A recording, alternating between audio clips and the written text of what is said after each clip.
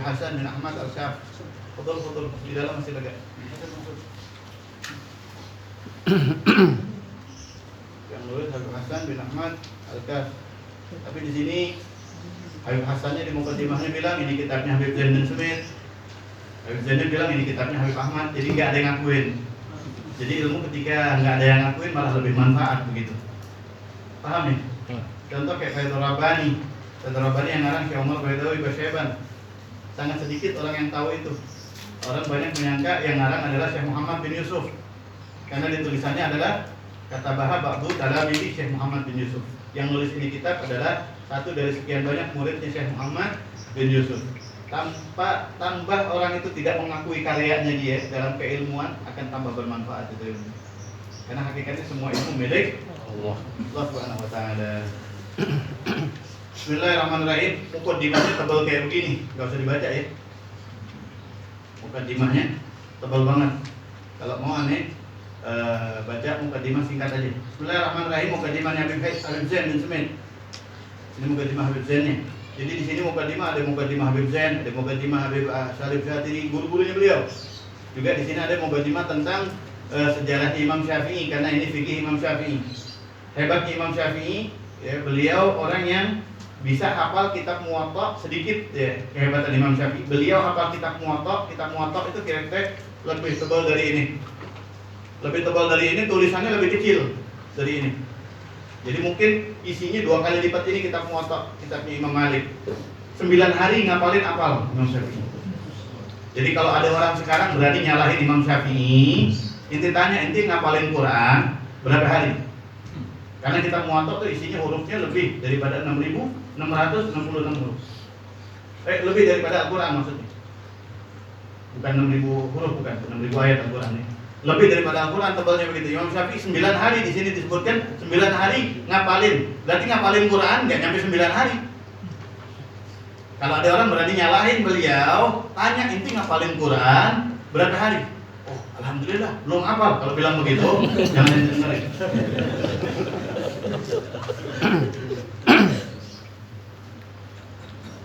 Alhamdulillahil fattahil alim alladzi arsyada man istafahu min ibadihi lita'allum wa ta'lim. Segala puji bagi Allah yang Maha membuka hati, yang Maha memberikan ilmu ke dalam hati, alladzi arsyada, yang memberikan petunjuk man terhadap orang istafahu yang dipilih sama Allah Subhanahu wa taala min ibadihi, dari hamba-hambanya Allah Subhanahu wa taala, memberikan petunjuk kepada orang yang dipilih terhadap apa? Lita'allum, untuk belajar, wa ta'lim, dan mengajarkan. Jadi kita ini kalau mau terus mendapatkan irsyad, terus belajar. Kita dianjurkan terus belajar. Wa ja'ala al-ilma, dan Allah menjadikan ilmu sababan najah wal fauz, menjadi sebab terhadap kesuksesan seseorang. Orang enggak bakalan sukses dengan tanpa ilmu pengetahuan. Indal malikil azim, terutamanya kesuksesan di sisi Allah Subhanahu wa ta'ala. Sebab kita sukses di sisi Allah, mulia di sisi Allah adalah kalau rajin kita duduk di majelis ilmu. Syekh Ahmad ngajarin kita tabakur, ngaji kemana aja nggak ngapain-ngapain. Selama akidahnya Ahlus Sunnah wal Jamaah, jangan pernah merasa cukup dengan ilmu kita. Karena sungguh ilmu kita kalau Al-Quran aja belum hafal kan ya, kita semua kompak kan belum hafal semua. Berarti kita orang pintar apa orang bodoh? Nah, berarti perlu belajar lagi apa kagak? Perlu kita belajar. Wassalatu wassalam ala man arsalahu Allahu hadiyan ila siratil mustaqim. Rahmat, ta'zim, dan salam kami ucapkan kepada zat makhluk yang diutus Allah Subhanahu wa taala untuk menjadi penuntun semua makhluk Allah ke jalan Allah Subhanahu wa taala, yaitu Nabi Muhammad sallallahu alaihi wasallam wa ala alihi wa sahbihi al-faizina min sahbatihi wa ittiba'ihi bil khulud fi daril baqa'i wan na'im. Dan salawat juga kepada semua keluarga Nabi sallallahu alaihi wasallam, semua sahabat Nabi sallallahu alaihi wasallam, yang mana al-faizin. Semua sahabat Nabi SAW, semua keluarga Nabi SAW adalah al-faizin. Faizin itu minal aizin wal faizin. Mudah-mudahan kita termasuk orang yang aid. Aid itu kembali tohlah, kembali suci. Wal faizin, apa arti faiz? Menang dari setan. Semua sahabat tuh orang yang udah menang berantem sama setan. Jadi kalau kita masih ngatain sahabat, kita udah menang apa belum berantem sama setan kita? Bisa dipaham ya? bukannya marah, aneh emang gaya bicaraannya begitu. Jangan salah paham. Ntar baru dibuka udah bubar nih pengajian. Habib galak yang datang. Bikin dulu kompak, jangan datang lagi. Itu setanan yang bicara.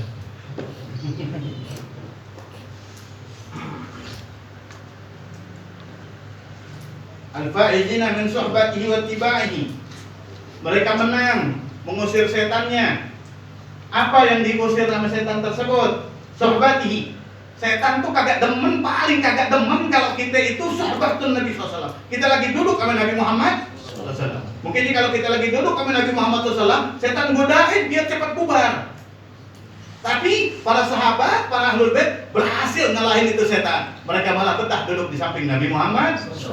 Kita bisa nggak duduk sama Nabi Muhammad SAW? Bisa nggak? Bisa. Kapan? Lagi watifah. Tapi imam watifah lakukan yang cepat atau yang lama?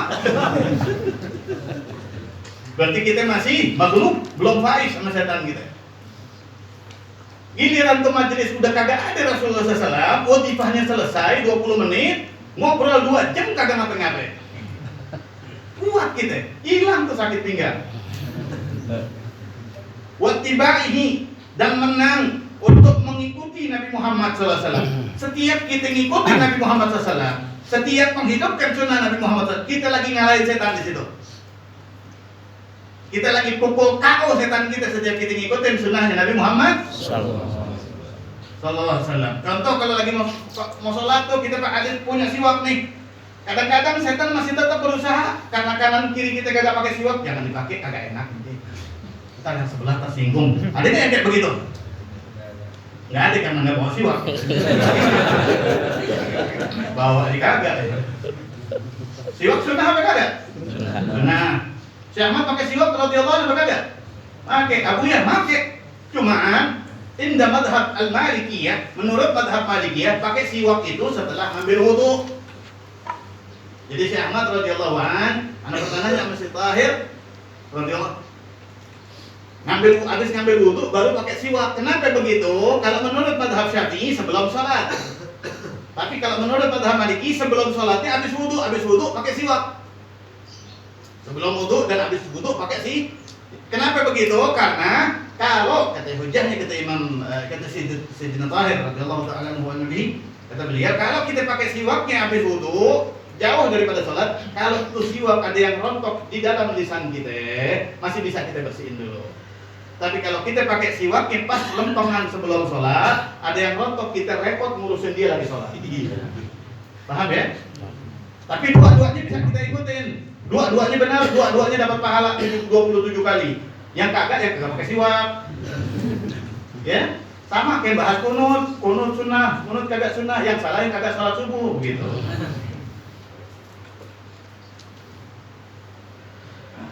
Bil khulud fi daril baqa'i wan na'im. Mereka adalah orang-orang yang langgeng abadi di rumah Allah, di surga Allah Subhanahu wa taala.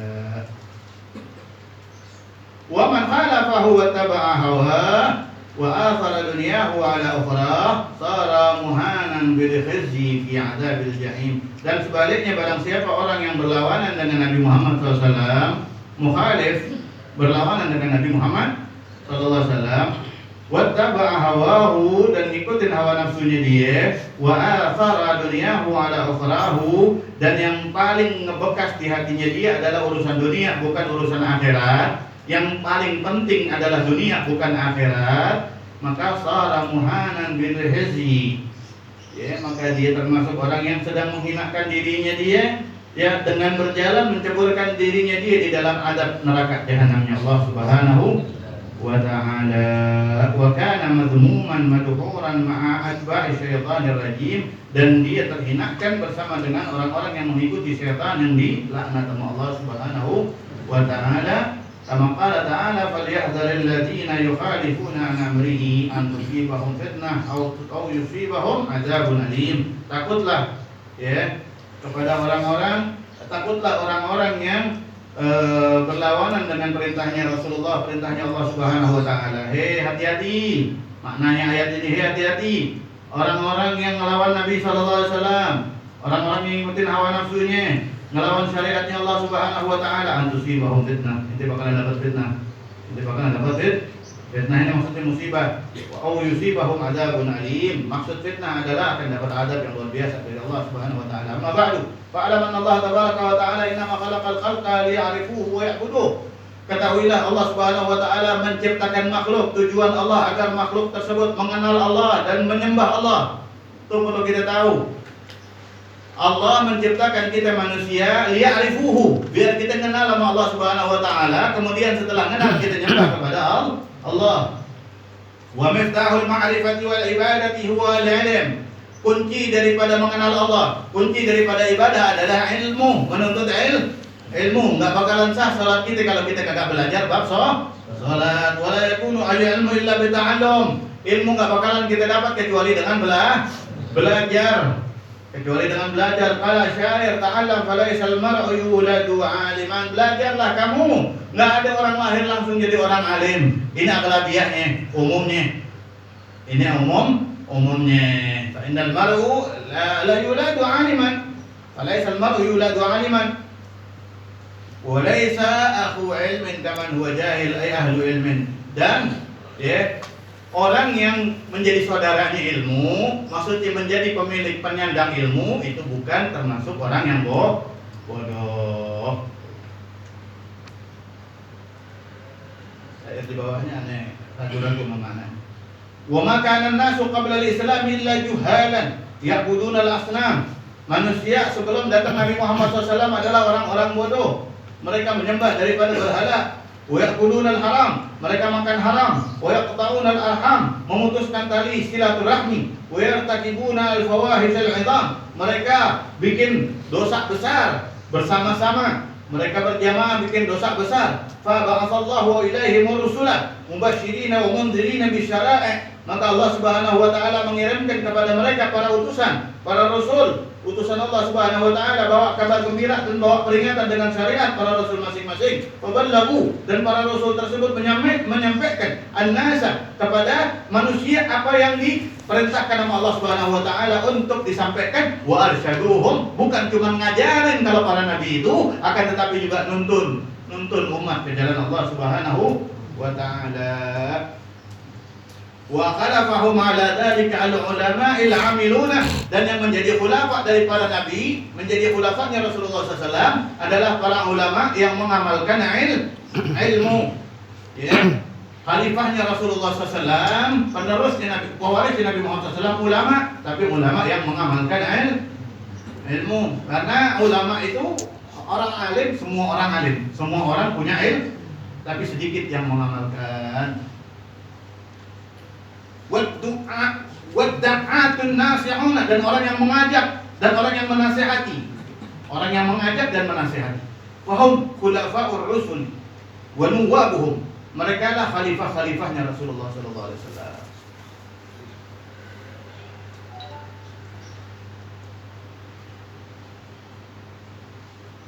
Falam yazal ad-din, maka agama ini tidak henti-hentinya biwasitatihim, dengan perantara mereka.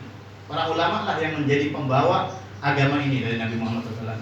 Enggak henti-hentinya mutanakilan fil ummatil Muhammadiyah, pindah dari satu umat Nabi Muhammad SAW kepada umat setelahnya, berpindah hatta wasala ilaina, sampai agama ini kepada kita.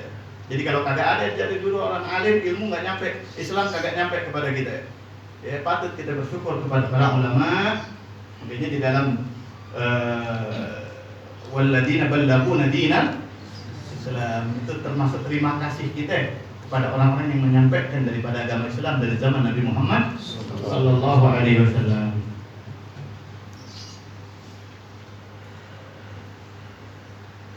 Ini kalau Anda terusin mukaddimahnya mungkin nggak kebaca. Langsung aja Bapak Harif. Ya. 6. Iya. Halaman 55. Kita bertahap.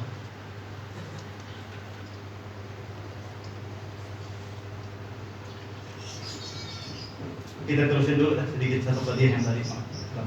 Tsumma inna dinana al-islami qa'imun ala asasil ilmi wal ma'rifah. Agama kita ini berdiri di atas fondasi ilmu dan ma'rifat. Fala yanbaghi lil muslim ay yabqa ba'idan an nuril ilm.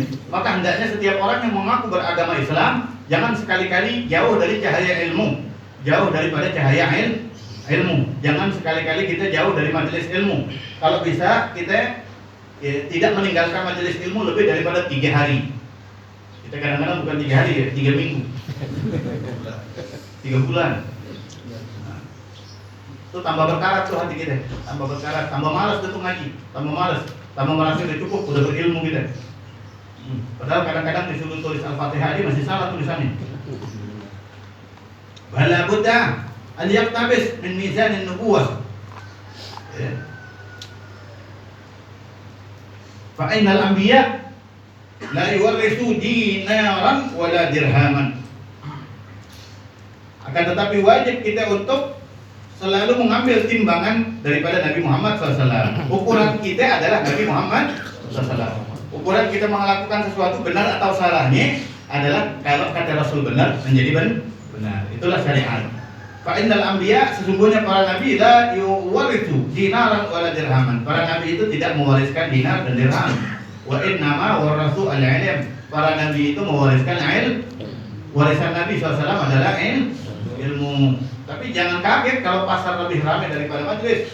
Di zaman Rasul SAW aja, kalau nggak salah Abu Hurairah pernah melihat Rasul lagi ngajar di masjid, pasar penuh. Akhirnya Abu Hurairah lari ke pasar, sahabat, Rasulullah lagi bagi-bagi warisan katanya. Langsung bubar tuh. Pada hadir ke masjid. Waktunya lagi ngaji, habis ngaji ditungguin sama dia, kapan warisan turun katanya. Ya, al-anbiya la yuwarithu dinaran wala dirhaman. Kalau dinar dirham, kalau dunia kita disuruh ngejagain, tapi kalau ilmu ngejagain kita. Jadi kita lebih untung dapat ilmu apa dapat duit? Harus lagi mau ngejebak nih. Dapat dua-duanya gitu berarti. Innama warathu al-ilm, wal ilmu hayatul qulub min al-umyah. Ilmu itu adalah hidupnya hati daripada kebutaan. Hati itu asalnya buta. Yang memberikan cahaya, yang bikin hati kita melek adalah ilmu pengetahuan. Wa misbahu al-basairi min al-zulam. Dan lampu bagi mata kita dari kegelapan. Wa qad hassa ad-dinu al-Islam ala ta'allumil ulumi kulliha wa la siyama ilmal fiqh alladhi huwa lubbul kitab was sunnah. Qala ta'ala hal yastawi alladhina ya'lamuna wal ladina la ya'lamun. Qala ta'ala qul rabbi zidni ilma wa fil hadits utlubu al-ilma walau fisin. Wa qala aidan man yuridillahu bi khairan yufaqihu fid-din. Allah berfirman di dalam kitab di sini, di dalam Al-Quran, katakan apakah sama hukum orang yang mengetahui dan orang yang tidak mengetahui? Salatnya orang yang ada ilmunya sama yang kagak ada ilmunya sama apa kagak? Enggak sama. Pahalanya sama apa kagak? Kagak sama. Juga di sini Allah menyuruhkan kepada kita untuk berdoa, wa rabbi zidni ilma. Katakanlah ya Allah tambahkan ilmuku. Dan di dalam hadis utlubul ilma walau bisin, carilah ilmu walaupun sampai ke negeri Cina. Dan disebutkan juga man yuridillah bihi khairan yufaqihu fid-din. Siapa orang yang Allah pengen dia jadi orang baik, maka Allah akan tuntun dia untuk duduk di majelis ilmu fikih. Duduk di majelis ilmu fikih. Kita taharah. Ta'rifut taharah lughatan. Kitab taharah bab tentang bersesuci. Foto di dalam. Bersesuci taharah menurut arti bahasa adalah an-nadhafah wal khulus min al-adnas al-hissiyah. Menurut bahasa, kata taharah artinya adalah an-nadhafah, bebersih. Ngebersihin itu taharah. Wal khulus, dan keluar min al-adnas al-hissiyah, dari kotoran yang bisa kita lihat. Taharah anil hadasi wal khabasi. Kayak membersihkan daripada najis dan kotoran. Wal ma'nawiyah, dan membersihkan keluar daripada adnas kotoran yang maknawi, yang kagak kelihatan. Seperti katahara anil amrat al-qalbiyah, kayak membersihkan, mensucikan penyakit-penyakit hati. Membersihkan penyakit hati. Kalau ujub wal kibir wal hasad wal riya, ya, sifat ujub, kibir hasadi wa syar'an. Menurut syariat, taharah itu adalah raf'u hadasin, menghilangkan hadas, au izalatu najsin, atau menghilangkan najis. Raf'ul hadas au izalatu najsin. Kalau najis kan kita tahu ya, najis itu adalah najis. Kalau hadas artinya apaan? Ada yang tahu nggak artinya hadas itu apa? Hadas. Kan ada hadas, ada dua, ada hadas kecil, ada hadas besar ya. Anda tanya sama antum, hadas kecil itu artinya apa? Hadas kecil artinya apa? Najis. Di sini adalah yang dikatakan taharah menurut syariat, raf'u hadas, mengangkat hadas, au izalatul najas, atau menghilangkan najis. Jadi ada hadas, ada najis. Ada hadas, ada najis. Kalau najis kita udah tahu kan? Nah kalau hadas ini apa? Ada yang tahu nggak? Daki. Hadas itu daki. Jadi orang punya daki nggak boleh sholat. Ada yang tahu nggak? Hadas itu ada hadas kecil, ada hadas besar. Kita tahunya hadas kecil nggak punya wudu, begitu kan? Hadas besar junub, begitu. Tahunya orang kan begitu. Betul nggak? Menurut Imam Syafi'i, yang dikatakan hadas kecil adalah ma yu'addi ila ghaflatillah.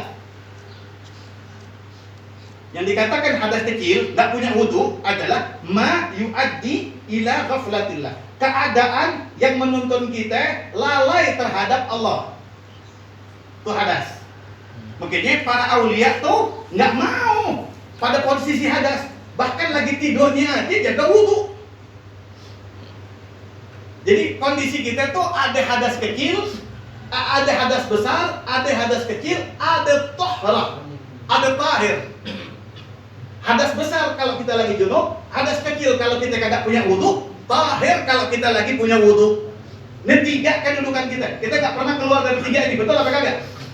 Tiga keadaan nih, tiga keadaan. Yang paling terpuji adalah keadaan lagi kita punya wudu. Itu keadaan paling terpuji, keadaan asal kita deh, nggak usah dipakai ibadah dulu. Keadaan kita yang paling mulia kalau kita lagi punya wudu. Setelah itu baru kalau kita lagi kagak punya wudu disebut adalah hadas al-asghar, hadas kecil. Baru hadas al-akbar, hadas besar. Keadaan hadas al-akbar ini keadaan yang paling ditakutin sama para wali. Junub itu keadaan yang paling kagak mau lama-lama. Karena kalau orang meninggal dalam keadaan junub, kira-kira husnul khatimah apa kagak? Apa sebaliknya? Orang meninggal dalam keadaan junub besar kemungkinan dia so'on. Kenapa begitu? Karena malaikat gak bisa dekat sama dia. Kalau malaikat gak dekat, jangan dekat syaitan. Kalau orang meninggal dalam keadaan gak junub tapi kagak punya wudu, itu tergantung keadaannya dia bagaimana. Karena orang kagak punya wudu, ma yu'addi ila, dia lagi lalai sama Allah Subhanahu wa taala. Orang gak punya wudu kebanyakan lagi lalai sama Allah. Buktiin dah. Antum berkendara punya wudu sama kagak punya wudu, ingatnya sama salawat pasti lebih ingat ketika punya wudu. Buktikan sendiri aja. Makanya keadaan punya wudu, dawamul wudu ini amrun muhtamun, perkara yang sangat diperhatikan oleh para aulianya Allah Subhanahu wa taala, sama guru-guru kita. Ma yu'addi ila ghaflatillah. Hadas kecil adalah keadaan kondisi yang membawa yang bersangkutan lalai terhadap Allah. Contoh lalai adalah kalau kita nggak punya wudu, ada panggilan azan, bisa entar dulu, itu yang namanya lalai. Kalau lagi nggak punya wudu. Tapi kalau kita punya wudu, dengar panggilan azan, apapun alasannya kita sholat. Betul apa kagak? Itu tanda ini keadaan berpengaruh banget buat kita. Definisi hadas kecil tuh. Definisi hadas besar adalah ma yu'addi ila nisyanillah. Keadaan yang membawa kita menuju lupa sama Allah Subhanahu wa taala. Lupa sama Allah Subhanahu wa taala. Posisi yang bikin orang lupa sama Allah. Kalau lagi kagak punya wudu kita bisa sholat itu entar-entaran, tapi kalau lagi junub gak kepikiran kita sama sholat beneran. Paham ya? Mungkin itu keadaan yang paling ditakutin. Ini makna daripada hadas. Makanya ngangkatnya dengan apa yang diajarin sama Nabi Muhammad SAW, dengan wudu. Wudu, basuh wajah, basuh tangan. Apa dibalik itu? Imtisalun, ittiba'un lin Nabi SAW. Ngikut perintah Allah, ngikutin Nabi Muhammad SAW. Itu aja. Karena nggak kelihatan tuh hadas. Hadas tuh nggak ada yang bisa ngelihat. Antum semuanya ada lihat mana yang punya wudu, mana yang kagak punya wudu, nggak bisa kita bedain. Yang bisa ngebedain para malaikat dan para saya. Hakata. Au ma fi ma'nahuma, atau keadaan yang ada di dalam makna keduanya nanti akan dijelaskan. Au ala suratihima, atau menurut gambaran keduanya. Wa hada ta'rif al-Imam An-Nawawi wa syarh ta'rif. Penjabaran raf'u hadas, yang dikatakan daripada mengangkat hadas adalah kal wudu wal ghusl. Yang dikatakan mengangkat hadas itu adalah wudu dan mandi. Ngangkat hadas besar dengan mandi janabah. Ngangkat hadas kecil dengan wudu. Yang kedua, yang dikatakan izalatun najas, menghilangkan najis, kal istinja bil ma'i wa ghasli thawb al mutanajjis. Contoh, kita istinja bil ma', kita cewok dengan air atau mencuci baju yang kena najis. Yang ketiga, ma fi makna raf'il hadas, keadaan atau perkara yang enggak ngangkat hadas tapi ada di maknanya raf'il hadas. Kata tayamum, kayak tayamum. Tayamum ini ya enggak pakai air, tapi maknanya seperti ngangkat hadas. Nah, fungsinya ngangkat hadas juga meskipun secara zahirnya enggak pakai air. Wudu isahibut darurah, dan wudunya orang-orang yang darurat. Darurat itu apa? Orang-orang yang enggak bisa ngilangin najis. Kasalisil baul, kayak orang yang beser gitu. Orang yang beser wudu kira-kira jadi suci atau kagak? Tetap najis kan? Ada sih kagak hilang. Akan tetapi wudunya dia ada di dalam makna menghilangkan hadas. Boleh dipakai buat sholat dalam keadaan darurat karena salisul baul. Gimana kalau orang beser, wudunya gimana? Wudunya sah, tapi cuma boleh dipakai buat sekali sholat doang. Dan selama najisnya itu tidak berpindah-pindah kemana-mana. Jadi orang yang salisul baul, ada yang pernah nggak salisul baul? Beser ada yang pernah nggak? Ada yang pernah ngalamin beser nggak? Sampai waktu sholat begitu. Kalau nggak usah kita bahas nih, Bang. Hah? Kalau orang yang salisul baul, kalau orang yang beser, itu maaf, kesunatannya dia kalau dia laki-laki dibungkus pakai plastik. Biar najis itu kagak ke anggota tubuh yang lain. Habis itu, badan istibra. Setelah dia istibra, istinja, berdehem, diperut, dia istinja, diikat pakai plastik biar najis nggak kemana-mana. Wudu langsung sholat, jangan tunda-tunda. Ya. Begitu caranya. Tapi ini jarang terjadi. Dulu pernah di pondok teman-temannya pernah ngalamin hal ini. Wa ma fi makna izalatun najasah. Yang dimaksud makna izalatun najasah kalau istinja bil hajar. Kalau izalatun najasah kan menghilangkan najis dengan air tadi ya. Istinja, cewok atau cuci baju gitu ya. Tapi di sini ada fungsinya izalatun najasah, meskipun najasahnya kagak izalah. Fungsinya menghilangkan najis meskipun najisnya kagak hilang menurut hukum. Karena darurat. Contoh, kal istinja bil hajar. Kayak kita istinja cewok dengan batu. Kita maaf cewok dengan batu itu pipisnya hilang apa kagak? Najisnya hilang apa kagak? Kita istinja dengan batu. Ya, kita bersihkan pipis kita dengan batu. Najisnya hilang apa kagak? Hah? Enggak. Enggak hilang. Enggak hilang kan? Enggak. Kalau dengan air mengalir hilang. Kalau itu, tapi kalau kagak ada air, sah apa kagak? Sah. Ini makna izalatun najasah. Maaf ini makna. Fa inna athara najasah, bekasnya najis masih ada, akan tetapi hukumnya udah enggak. Selama tidak ada air. Ma ala surati raf'il hadas. Dan apa-apa yang kayak gambarannya kayak ngangkat hadas. Al-arsal al-masnunah, kayak mandi sunnah. Wal wudu al-mujaddadah, dan mentajdid wudu. Mentajdid wudu, ya, kita punya wudu, kita wudu lagi. Hakikatnya enggak ngangkat hadas, tapi dapat pahala ngangkat hadas. Ya kan? Karena kita dalam keadaan tidak berhadas. tapi dapat pahala bahkan 10 kali lipat. Contoh mandi sunnah, itu ada habis mandi wajib, habis itu kita niat mandi sunnah. Mandi sunnah mau ngapain? Mau wadifah. Ya, para ulama tuh mau ketemu Rasul SAW pada mandi. Mandi niat mau ketemu Nabi Muhammad. Pernah nggak mandi niat mau wadifah begitu? Enggak ya. Kira-kira Rasul senang nggak kita niat gitu? Mau sholat Jumat aja kita sunnah mandi, iya kan? Mau ketemu Rasulullah SAW mustahab nggak kira-kira kita mandi? Mustahab. Imam Malik tuh kalau dia mau baca hadis mandi dulu. Jangan lagi menghadirkan Rasulullah SAW dalam wadifah gitu. Mau baca hadis mandi dulu beli. Mau baca hadis mandi dulu. Dan saking pentingnya baca hadis buat beliau, jadi beliau baca hadis Rasulullah SAW kayak lagi ngaji duduk di depan Nabi Muhammad SAW. Hatta la yash'ur al-alam, sampai la yash'ur al-alam wala alam, nggak merasakan alam semesta dan nggak merasakan sakit. Pernah terbukti Imam Malik lagi ngajar hadis, ya, di pundaknya itu ada 3 kalajengking lagi nyengat dia kagak berasa. Pas kelar baru terasa.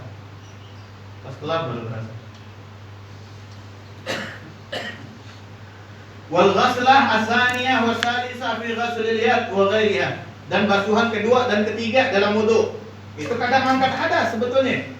Agak ngangkat hadas karena sudah tidak berhadas. Akan tetapi hukumnya dapat pahala mengangkat hadas karena itu sunnah. Innahuma la yarfa'al hadas wa suratuhuma kal ghaslatil ula. Keduanya enggak angkat hadas, akan tetapi prakteknya kayak basuhan yang pertama. Ma'ala surati ila izalatin najasah. Kal ghasla asani wa salisa fi izalatin najasah. Gambaran sesuatu yang seperti ngilangin najis adalah basuhan kedua dan ketiga dalam menghilangkan najis. Fa innahuma lam tuzila an-najasah wa suratuhuma kal ghaslatil ula. Contoh kita nyuci baju nih, ngebilas baju yang najis, udah bilasan satu kan udah cuci padahal. Kita bilas lagi kedua kali, kita bilas lagi ketiga kali buat meyakinkan. Maqasidut taharah, macam-macamnya taharah. Ashkaluha, macamnya arba'ah. Macamnya bersuci itu ada 4. Yang pertama al-wudu, berwudu, wal ghusl, mandi, at-tayammum, wa izalatun najasah, dan menghilangkan najis. Wasailut taharah, ay al-asya' allati yutatahharu biha. 4 perkara yang bisa dipakai buat bersesuci ada 4. Yang pertama adalah al-ma', air, idza kana tahuran, kalau air tersebut suci dan mensucikan. Yang kedua adalah at-turabu, debu,